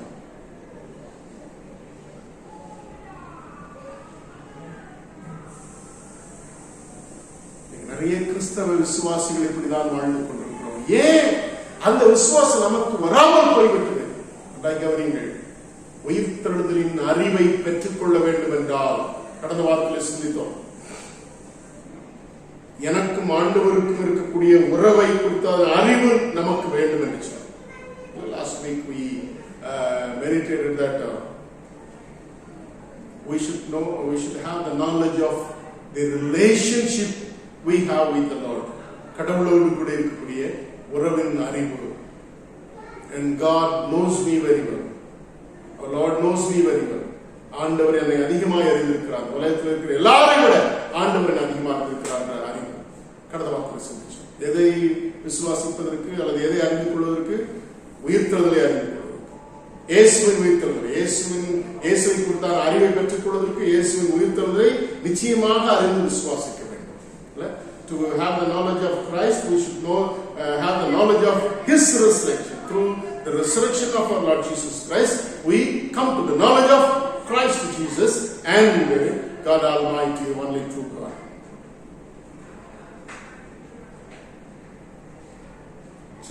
இதுக்கு இன்றைக்கு ஒரு அனுபவம். எம்மாவுஸ் சீஷர்களுக்கு நடந்த ஒரு அருமையான அனுபவம் நமக்கு வேண்டும். So we should have the experience of the disciples who were heading towards Emmaus at the end of the road.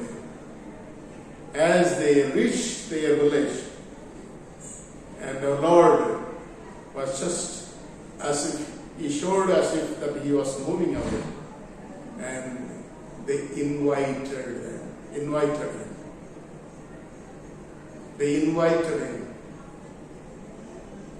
இயேசுவை தங்களுடைய உள்ளத்திலே தங்களோடு கூட வாழ்வதற்கு, வாசம் பண்ணுவதற்கு இன்னைக்கு அழையாத கிறிஸ்தவர்கள் எத்தனை பேர்? நம்ம பிறப்புல கிறிஸ்தவர்களா இருக்கலாம், அற்புதத்தின் மூலமாக கிறிஸ்துவை ஏற்றுக்கொண்டிருக்கலாம், அதிசயின் மூலமாக இயேசுவை ஏற்றுக்கொண்டிருக்கலாம், அறிவின் மூலமாக இயேசுவை ஏற்றுக்கொண்டிருக்கலாம், கம்பேரிட்டிவ் ஸ்டடீஸின் மூலமாக இயேசுவை ஏற்றுக்கொண்டிருக்கலாம், ஏதோ ஒரு காரணத்தினால இயேசுவை ஏற்றுக்கொண்டிருக்கலாம், அல்லது கிறிஸ்தவர்களாக மாறி இருக்கலாம், அல்லது எங்க பாரம்பரியத்திலே நாங்கள் கிறிஸ்தவர்கள் என்று சொல்லி வந்திருக்கலாம். ஆனால் இயேசுவின் உயிர்த்தெழுதலை அறிவை பெற்றுக் கொள்வதற்கு உங்களுக்கு எனக்கும் தேவையான ஒரு விஷயம் என்னன்னு சொல்லி பார்த்தீங்கன்னா, பந்தியின் அனுபவம். You should have the table experience with our Lord. Then only you will have the knowledge of the resurrection of our Lord. இயேசுவின் உயிர்த்தெழுதலின் அறிவை எப்பொழுது பெற்றுக்கொள்ள முடியும் என்றால், அவரோடு கூட பந்தி இருக்கிறார்கள். இன்றைக்கு அந்த பந்தி இருக்கிற அனுபவமானது என்ன செய்யப்படுகிறது என்றால், சடங்காச்சாரமாக கொண்டாடப்படுகிறது. The experience of Lord's table is followed as one of the rituals or rites. But you should come to the experience of the table of the Lord in reality, realizing the meaning and mingling along with our Lord's table. நீங்கள் அவரோடு கூட பந்தி இருக்கிற அனுபவத்தில் அவரோடு கூட பந்தியில் அமர்ந்திருப்பது மாத்திரமல்ல, பந்தியில் அவரோடு கூட இணைந்து கொள்ளுகிற ஒரு அனுபவம் நமக்கு வேண்டும். அந்த அனுபவம் அவங்களுக்கு ஏற்பட்டதுக்கு அப்புறம் இது இயேசுவானவர் உயிர்த்தெழுந்தார் என்கிற விசுவாசத்துக்குள்ளாக கடந்து வருகிறத நமக்கு தெரியும். அந்த சம்பவம் வராங்க, as they were sitting in the table, and our Lord Jesus Christ took the bread as it is. It happened with the disciples when the Lord was sitting with the disciples during the festival of Pascha before he was crucified. அவரோடு கூட பந்தியமர்ந்த நாட்கள் நடந்தது. The same thing had happened again after his resurrection, while our Lord was at the table with those disciples who were on the way to Emmaus. என்ன நடந்துச்சு? He took the bread, அப்பத்தை எடுத்தார், ஸ்தோத்திரம் பண்ணி, he gave thanks, ஸ்தோத்திரம் பண்ணி, அப்புறம் அதை பிட்கிறார். அவர் பிட்கிறார், பிட்டு அவர்களுக்கு கொடுத்தார். So this is the experience. He took the bread, he gave thanks and broke it and gave it. இதான் எக்ஸ்பீரியன்ஸ். இந்த அனுபவத்திற்குள்ள if you don't come into this experience, or if you don't put yourself into this experience of Lord taking the bread, that is his body, and giving thanks, அவருக்கு ஸ்தோத்திரம், அவர் அப்பத்தை எடுத்து ஸ்தோத்திரம் செய்த பின்பாக, அதற்கு பின்பாக after giving thanks he broke it, breaking the bread, the experience of breaking the bread and giving to them, அவர்களுக்கு கொடுத்தார். இந்த அனுபவத்தை உண்மையா வாழ்க்கையில ஒரு நேரமாவது பெற்றிருந்தா மட்டும்தான். மாசம் கர்த்தருடைய பந்தியில வந்து விடுகிறோம். ஆல்மோஸ்ட் 1 வருஷம் ஆச்சு கர்த்தருடைய பந்தி பரிமாறி இந்த தாண்டவைக்கு நிமித்தமாக வருத்தமாகத்தான் இருக்கிறது. ஒருவேளை இந்த காலங்களை ஆண்டவர் இந்த உண்மைக்குள்ளாக நீங்கள் வீடுகளில் இருக்கும் பொழுது கடந்து வர வேண்டும். வெறும் இந்த அப்பத்தையும் திராட்சத்தையும் எடுக்கும் பொழுது மாத்திரமல்ல, அது எடுக்க வேண்டும், உண்மைதான். ஆனா அந்த எடுக்கிற அனுபவத்திலே உண்மையான இந்த அனுபவத்தை நினைவு கூர்ந்தவர்களாக எடுக்காமல் இருந்து விட்டோமோ என்கிறதான ஒரு சந்தேகம் எனக்குள்ளாக வருகிறது. ஆகத்தான் இந்த 1 வருஷ காலம் இன்னும் பந்தி பரிமாற முடியாமல் இருந்து கொண்டிருக்கிறது. அந்த உணர்வுக்குள்ளாக வாருங்கள், அந்த உண்மையின் அனுபவத்திற்குள்ளாக வாருங்கள். இந்த காலவெளியில இயேசுவானவர் அன்றைக்கு எடுத்த அப்பம் அவருடைய சரீரம். The bread he took was his own body. He was volunteering as a remedy for our sin. He was volunteering himself as a remedy for our sin. அவர் தன்னாக வந்து தன்னுடைய சரீரத்தை இந்த பாடுகளுக்கு உட்படுத்தினார். And he gave thanks. எதுக்காக? இத்தனை ஜனங்களை நான் ரட்சிக்க போறேன், என்னுடைய சரீரத்தை நான் உமக்கு ஒப்பு கொடுக்கிறதுனால என்று சொல்லி ஒரு பெரிய ஸ்தோத்திர பலி அன்றைக்கு ஆண்டவர் ஏறெடுக்கிறதை பார்க்கிறோம். அந்த ஸ்தோத்திர பலியை ஏறெடுத்ததுக்கு அப்புறம் அதை பிற்கிறார். தன்னுடைய சரீரத்துக்காக ஆண்டவருக்கு நன்றி சொல்கிறார், தன்னை அனுப்பினவருக்கு நன்றி சொல்கிறார். He was thanking the Lord, thanking God whom he has sent for the body of Christ, for the body God Almighty has given to him for the sake of the world. Through that body he was thanking Father God Almighty for the body, so that he is going to save the entire world through his body. That is why he was thanking God Almighty before breaking it. அதை பிற்பதற்கு முன்பாக நன்றி சொல்லுடைய காரணம் தான். நன்றி சொல்லிட்டு பிற்க ஒப்பு கொடுக்கிறார். வசனம் சொல்லுகிறது, when he broke the bread, their eyes were opened. அவர் அப்பத்தை பிட்ட பொழுது அவர் என்று அவர்கள் அறிந்து கொண்டார்கள், கண்கள் திறக்கப்பட்டது. நல்லா கவனிங்க. இவங்க சொன்ன மாதிரி பிரதான ஆசாரியர் சிலுவையில் அறைஞ்சாங்க, அதிகாரிகள் சிலுவையில் அறைஞ்சாங்க, இது ஏதோ வரலாற்றுல நடந்த ஒரு உண்மை, அதுக்காக நான் வருத்தப்படுறேன் அவங்க எல்லாம் கொண்டு விட்டாங்களேன்னு சொல்லிட்டு ஒரு ஆதங்கம் இருக்குது. அவங்க எல்லாம் சிலுவையில அடிச்சாங்களே, அவங்க எல்லாம் அவமானப்படுத்தினாங்களே, அவரை கொலை செய்தாங்களே என்ற ஆதங்கம் எனக்குள்ளா இருக்குன்னா அதெல்லாம் வேண்டாம். அதெல்லாம் நடக்க வேண்டிய உண்மை. அவருடைய சரீரமானது பிற்கப்பட வேண்டும். இதெல்லாம் நமக்கு நேரிடக்கூடாதுன்னு சொன்ன பேதுருவை பார்த்து ஆண்டவர் சாத்தான் சொல்றார்.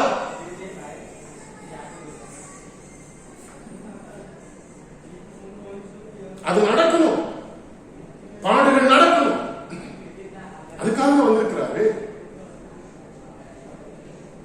நீங்களும் நானும் உணர்ந்து கொள்ள வேண்டிய உண்மை என்னன்னா, அவருடைய சரீரம் எனக்காக பிற்கப்பட்டது. ஏசாயா 53ஆம் அதிகாரத்தை வாசித்துள்ளார். எப்படி பிற்கப்பட்டது என்றது ரொம்ப அழகா நிறைய பண்ணிருக்கிறார். Go through Isaiah chapter 3. How far his body was broken for us. அதை வாசிக்காதபடி உயிர்த்தெழுதல், அதை நம்பாதபடி அவருடைய பாடுகளை நாம் சரீரத்திலே உள்ளத்திலே அனுபவிக்காதபடி அவருடைய உயிர்த்தெழுதலை நம்ப முடியாது. We should feel the brokenness, a broken body of Christ. இயேசுவின் சரீரம் உடைக்கப்பட்டது அப்படியே உணரணும். நாம் நீங்களும் அப்பதான் பாவம் செய்ய மாட்டோம். அந்த உணர்வுக்குள்ளாக கடந்து வருகிற அவரோடு கூட பந்தி அமரும் அனுபவம், அதான் அனுபவம், வேற ஒண்ணுமே கிடையாது. That is the experience, nothing else. Seated along with the Lord on his table.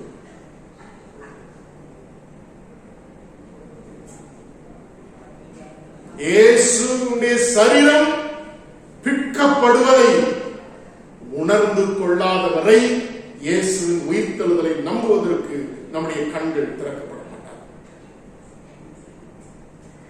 Till we realize the breaking of our Lord's body,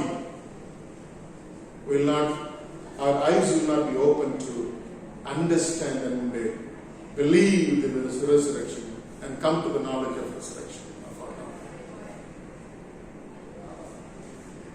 கண்ணமுள்ளாம அந்த காலவெளியில் ஆண்டுடைய சன்னிதானத்தில் நீர் பிற்கப்பட்டது எனக்காக, உம்முடைய சரீரம் பிற்கப்பட்டது. உம்முடைய சரீரம் என்னுடைய பிற்கப்பட்டதற்கு காரணம் என்னுடைய பாவம்.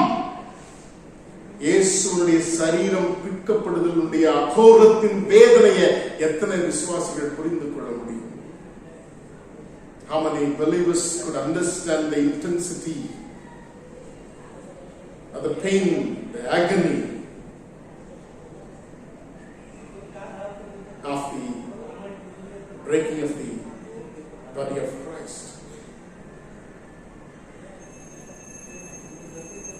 ஒரு முழுமையானவர் பிற்கப்படுகிறார், ஒரு முழுமையான சரீரம் பிற்கப்படுகிறது. என்னுடைய பாவம் எப்படிப்பட்ட அகோரத்தை செய்திருக்கிறது என்கிறதை விசுவாசிகள் ரியலைஸ் பண்ண வேண்டும், உணர வேண்டும். சாமி, உங்களுடைய சரீரம் பிற்கப்பட்டது, நீர் பிற்கல, என்னுடைய பாவம் சாமி, என்னுடைய சரீரம் தான், என்னுடைய பாவம் தான் உங்களுடைய சரீரத்தை பிட்டு போயிடுச்சு. அடிக்கப்பட்ட ஒவ்வொரு ஆணியினுடைய ஆழமும், அந்த ஆணி இறங்குறதுக்கு காரணம் பாவம். நீ ரசிக்கப்பட்டதற்கு, நீ அவமானப்படுத்தப்பட்டது, நீ அடிக்கப்பட்டது, எல்லாத்துக்குமே காரணம் என்னுடைய பாவம். உடைய சரீரம் அணுவணுவாய் அணுவணுவாய் அணுவணுவாய் சித்திரவதையை அனுபவித்தது.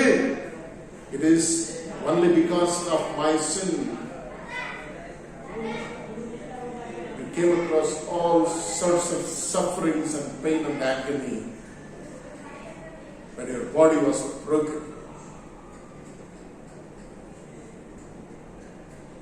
சுவாமி, இந்த காலவெளியிலே உங்களுடைய சரீரம் பிற்கப்படுவதற்கு என்னுடைய பாவம் காரணம் என்றால் அதை நான் விடுறேன்னு சொல்றேன்.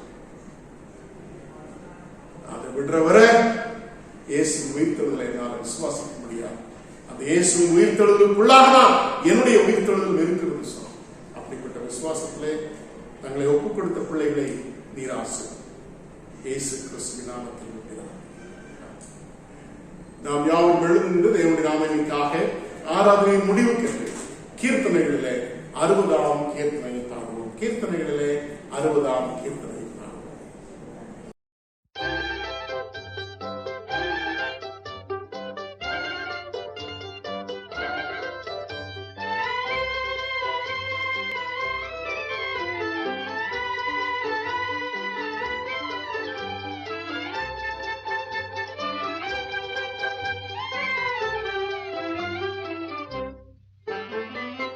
எழுந்தார் இறைவன் ஜெயமே ஜெயமெனவே எழுந்தார் இறைவன் ஜெயமே ஜெயமெனவே எழுந்தார் இறைவன்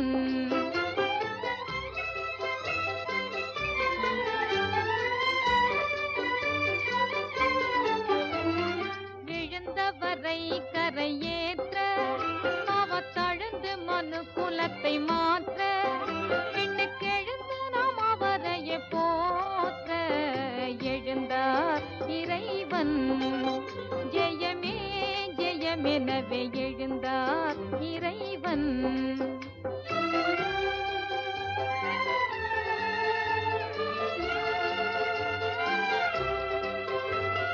செத்தவர் மீண்டுமே பிழைக்க உயர் நித்திய ஜீவனை அளிக்க தேவபக்தர் யாவரும் கழிக்க எழுந்தார் இறைவன் ஜெயமே ஜெயமெனவே எழுந்தார் இறைவன்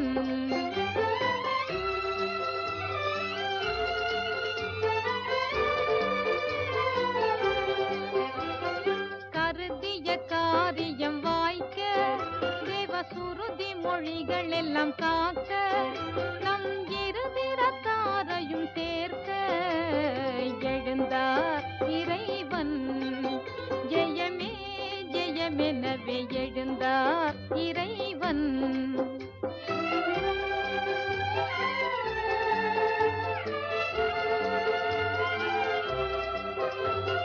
சாவின் பயங்கரத்தை ஒழிக்க கெட்ட ஆவியின் வல்லமையை அழிக்க இப்பூவின் மீது சபை செழிக்க எழுந்தார் இறைவன் ஜெயமே ஜெயமெனவே எழுந்தார் இறைவன்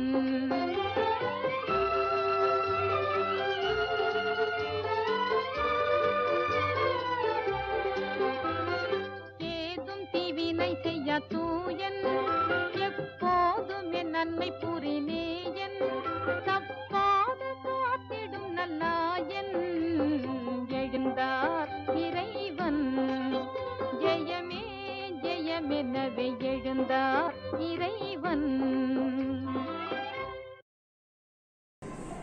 ஜெபம் செய்வோம். எங்களை நேசிக்கிற நல்ல பிதாவை உம்மை துதிக்கிறோம், ஸ்தோத்திரிக்கிறோம் சுவாமி. பந்தியின் அனுபவத்தின் மூலமாக உம்முடைய உயிர்த்தெழுதலை நாங்கள் அறிந்து கொள்ள முடியும். அதை அறிந்து கொண்டால் மாத்திரமே உம்மை அறிந்து கொள்ள முடியும். உம்மை அறிந்து கொண்டால் மாத்திரமே உம்மை அனுப்பின பிதாவன் அவரை அறிந்து கொள்ள முடியும். அதன் மூலமாக எங்களுக்கு நித்திய ஜீவன் உண்டு சுவாமி. உம்முடைய உயிர்த்தெழுதலின் அறிவை பெற்றுக் கொள்வதற்கு நாங்கள் கடந்து வர வேண்டிய பேர் அனுபவம் உம்முடைய பந்தி மாத்திரமே. அந்த பந்தியிலே நாங்கள் ஒரே ஒரு உண்மை உணர்ந்தவர்களாக பங்கெடுக்க வேண்டும். உம்முடைய சரீரத்தை பிட்டது என்னுடைய பாவம் மாத்திரமே. அதை அறிக்கையிட்டு அதை அறிக்கையிடுவதன் மூலமாகவும் அதை விட்டுவிடுவதற்கு அடையாளமாகவும் அப்பத்திலே பங்கெடுத்து இனி பாவம் செய்ய மாட்டேன் என்கிறதான புதிய உடன்படிக்கைக்குள்ளாக பந்தியிலே அமர்ந்திருக்கும் பொழுது உயிர்த்தெழுந்த இயேசுவானவரை உயிர்த்தெழுந்தவராக தரிசித்து அறிந்து கொள்ள முடியும். அந்த இயேசுவின் உயிர்த்தெழுதல் மூலமாக இயேசுவை பற்றின அறிவை நாங்கள் பெற்றுக்கொண்டு நித்திய ஜீவனை பெற்றுக்கொள்வோம். அந்த அனுபவத்திற்கு ஒப்புக் கொடுத்திருக்கிற பிள்ளைகளை கர்த்தர் ஆசீர்வதிக்கிறார். உடைய பிள்ளைகள் கொடுத்திருக்கிற காணிக்கைகளுக்காக ஸ்தோத்திரிக்கிறோம். ஒவ்வொருடைய உழைப்பையும் கர்த்தர் கனம் பண்ணுகிறார். உழைப்பின் ஒரு பகுதியை பிள்ளைகள் கொடுத்திருக்கிறார்கள். அதை பெருக பண்ணி அதை ஆசீர்வதித்து கொடுக்கும்படியாய் உம்முடைய கரத்தில் பெற்றுக் கொண்டதை உம்முடைய கரத்தில் தாழ்த்தி கொடுக்கிறோம். தேவ சமாதானத்தோடு நீங்கள் யாவரையும் நீர் ஆசீர்வதித்தார். நீர் பாதுகாக்க இயேசு கிறிஸ்துவின் நாமத்தில் ஜெபிக்கிறேன் நல்ல பிதாவே, ஆமென். நம்முடைய கர்த்தராகிய இயேசு கிறிஸ்துவின் கிருபையும் பிதாவாகிய தேவனுடைய அன்பும் பரிசுத்த ஆவியானுடைய ஐக்கியமும் காவலும் சந்தோஷமும் சமாதானமும் என்னென்றைக்கும் உங்கள் அனைவரோடும் இருந்து வழி நடத்துவதாக.